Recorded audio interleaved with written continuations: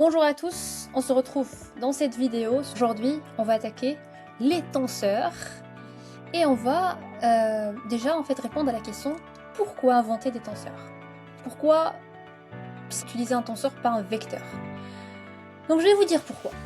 J'ai cette balle de tennis, mais on va considérer que c'est un corps déformable. Quand j'applique une contrainte sur cette balle de tennis, à un certain moment, elle va se déformer.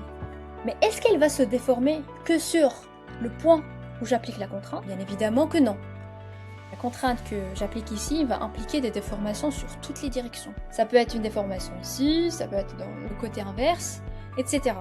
Donc on va constater qu'il y aura plusieurs directions de déformation, notamment des contraintes, qui vont impliquer une déformation qui n'est pas locale, mais qui se situe à toutes les directions caractéristiques du matériau.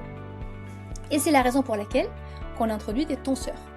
Par définition, un tenseur, c'est un objet mathématique qui représente une grandeur physique indépendamment du repère choisi. Ça veut dire que si je change de repère, le tenseur va forcément changer, mais la grandeur physique reste la même.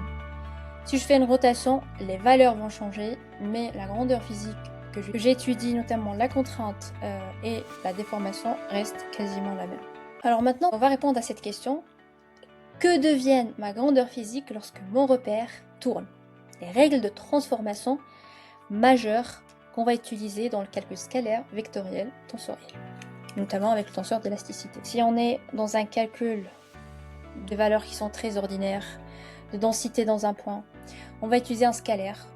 Et normalement, le scalaire ne dépend pas d'un repère. Il va garder la même valeur, quel que soit le repère utilisé. Alors là, le vecteur, déplacement, force, vitesse, il ne change pas, mais il a des composantes qui vont changer. Il va rester le même, mais sa description numérique va dépendre justement du repère. Pour le tenseur d'ordre 2, qui est représenté par une matrice, ça veut dire que tout indice va changer, va être transformé. Comme il y a deux indices, on va appliquer deux rotations. Le tenseur d'élasticité avec 4 composantes, on aura 4 rotations et 4 transformations. Le tenseur d'élasticité possède 4 directions à transformer, donc chaque indice reçoit sa propre rotation. Ce qu'il faut noter, c'est que le scalaire ne dépend pas de la rotation.